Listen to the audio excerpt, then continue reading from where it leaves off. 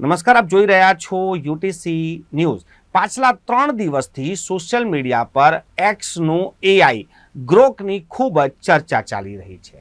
આ Grok AI જે platform છે જે એલન મસ્કનું છે અને તેના લોન્ચિંગની સાથે જ લોકો જે રીતે તેનાથી સવાલ પૂછી રહ્યા છે અને આ ગ્રોક જે રીતે જવાબ આપી રહ્યો છે તે ખૂબ જ ચર્ચામાં છે। ગઈકાલે તો ગ્રોકને જે રીતેના સવાલો પૂછવામાં આવી રહ્યા હતા અને એક સમય તો એઆઈ પણ ગાળાગાળી શરૂ કરી દીધી હતી। એઆઈએ ગાળાગાળી કરતા તેનો વિરોધ પણ થયો અને ત્યારબાદ એઆઈએ તેની માફી પણ માંગી અને સુધારવાની વાત પણ કરી। એઆઈ ગ્રોક જે રીતેના સવાલનો જવાબ આપી રહ્યો છે તેનાથી આ સોશિયલ મીડિયા પર ભારતીય જનતા પાર્ટીની વિચારધારા, સંઘની વિચારધારા અને કોંગ્રેસની વિચારધારા સામસામે આવી ગઈ છે।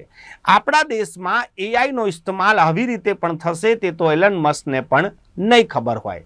એલન મસ્કે લાખો કરોડો રૂપિયાના ખર્ચે આ એઆઈનું પ્લેટફોર્મ બનાવ્યું હતું કે લોકોને માહિતી મળે, પરંતુ ભારતના લોકો માહિતી મેળવવાની જગ્યાએ પોતાના મનમાં ઉઠતા સવાલો જ એઆઈને પૂછી રહ્યા છે અને એકબીજાને મોકલીને આત્મસંતોષ મેળવી રહ્યા છે।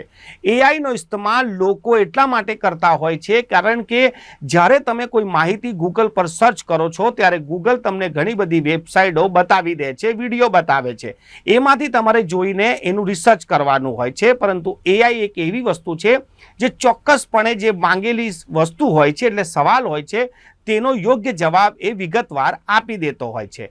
આટલી સારા ટૂલ્સનો ઇસ્તેમાલ ભારતમાં જે રીતે થઈ રહ્યો છે, ભારતમાં સોશિયલ મીડિયા પર ઉઠતા જે સવાલો છે તે પણ એઆઈને પૂછવામાં આવી રહ્યા છે અને એઆઈ જ્યારે તેનો જવાબ આપી રહ્યો છે ત્યારે લોકોને એને લઈને પણ આશ્ચર્ય થઈ રહ્યું છે અને સોશિયલ મીડિયા પર એને શેર કરવામાં આવી રહ્યા છે।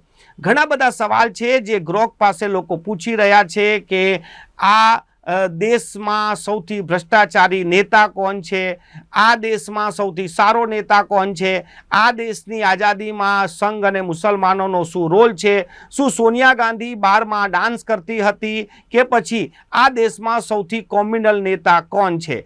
આવા સવાલોના જવાબ જ્યારે એઆઈ ગ્રોકે આપ્યા ત્યારે એના જવાબ સાંભળીને પણ વધારે ચર્ચા શરૂ થઈ ગઈ। એક સમય તો યુઝર્સે એઆઈ સાથે પણ ગાળાગાળી શરૂ કરી તો તેના જવાબમાં એઆઈએ પણ ગાળો ભાંડી।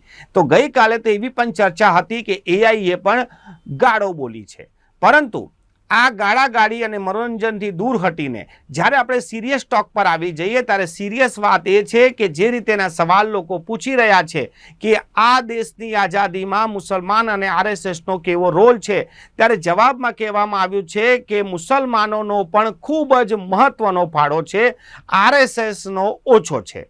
આવા જવાબ જો એઆઈ આપી દે તો આપ સમજી શકો છો કે આ દેશમાં શું થઈ શકે છે। ઘણા યુઝર્સે એવો પણ સવાલ પૂછ્યો કે અંગ્રેજો પાસેથી માફી કોને માંગી હતી, ત્યારે આ જવાબમાં પણ જે રીતેના જવાબ આવ્યો ને ત્યારબાદ યુઝર્સે એવો પણ સવાલ પૂછી લીધો કે શું પંડિત નહેરુ કે ગાંધીએ કોઈ દિવસ માફી માંગી હતી, તો એનો જવાબ નામાં આવ્યો। અને જે ચર્ચા આપણે પહેલાં પણ કરતા આવીએ છીએ કે કોને માફી માંગી હતી અને કોને નથી માંગી, તો આવા બધા જવાબો પણ આ એઆઈ ટૂલ્સ આપી રહ્યું છે।